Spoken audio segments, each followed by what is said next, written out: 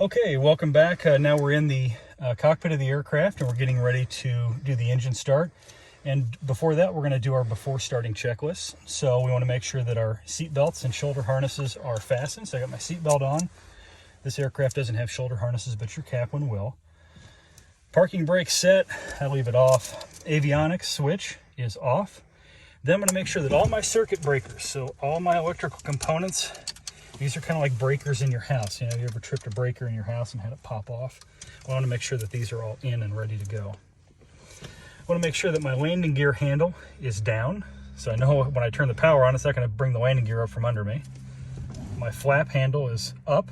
Cowl flaps are open, letting the most air through the engine while we're on the ground. My light switches are off except for my rotating beacon. That lets everybody know that I'm getting ready to start my engine. I come over here and I'll turn on my battery and alternator switches.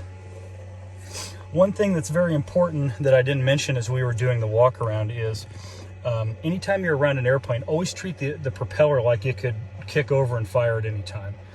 And because it has magnetos, it doesn't need an ignition system like a car does to go on. The motion of the propeller going can actually start the airplane. In fact, in old airplanes, you hand prop it, which means you got it, and you threw the airplane through a compression stroke, and it would actually fire and start up. Well, we want to make sure that our magnetos are grounded or off, so always make sure our key or our switch is in the off position anytime that we're around the airplane on the ground.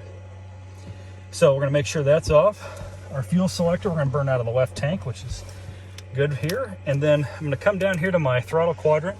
My red handle, that's how much fuel goes in. I'm going to put full rich, which means I'm going to put the most fuel that can go in.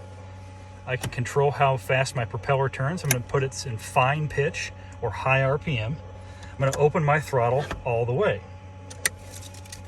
Now I'm going to turn my fuel pump on, and I'm going to quickly come up here and look for my fuel flow and make sure, I'm going to wait for it to peak. So here we go. There it peaked, and I turn it back off. Okay, now I'm going to pull my throttle back out to a 1/4 inch open. I'm going to get ready to start. I'm going to open my window and say clear prop. Make sure that I don't have anything or anyone out around this propeller before I get ready to turn it over. Okay, I don't see anybody. So I'm going to go ahead and turn it over. Okay, I'm going to keep it about 800 RPM for now. I'm checking to make sure that I've got oil pressure, which I do. Oil temp's still a little low, so we're going to have to wait for it to warm up. And as she comes to life, we'll keep it at about 1,000 RPM for right now for our warm-up. I'm currently holding the brakes. Okay, so that's our start. And we've been through our checklist. We didn't have an overprime condition.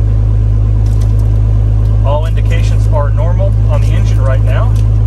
And so we'll come back with you here in a second. We'll just get ready to do our taxi.